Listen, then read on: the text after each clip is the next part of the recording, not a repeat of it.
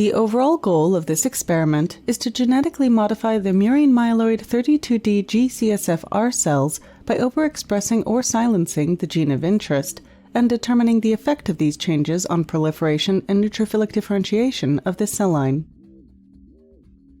This method can help to answer key questions in the field of hematology, such as how your protein of interest can be involved in growth and differentiation of myeloid precursor cells. The main advantage of this cell line is that it possesses unlimited proliferation capacity, is susceptible to genetic manipulations, the cost is relatively low, and allows a degree of biological simplification required in certain experimental approaches.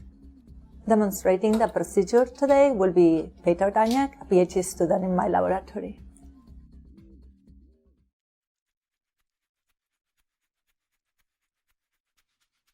Prepare 250 milliliters of rPMI 1640 medium, supplemented with heat-inactivated 10% fetal bovine serum and 10 nanograms per milliliter of murine interleukin 3.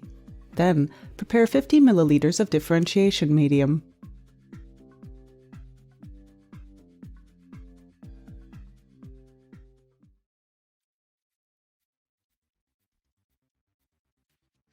In a 16 cm Petri dish, seed single-cell suspension of BOSC23 cells in 18 milliliters of DMEM medium, supplemented with 10% fetal bovine serum.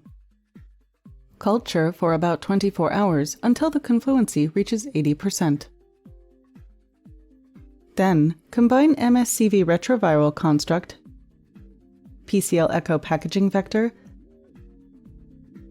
polyethylenamine, and reduced serum medium without antibiotics.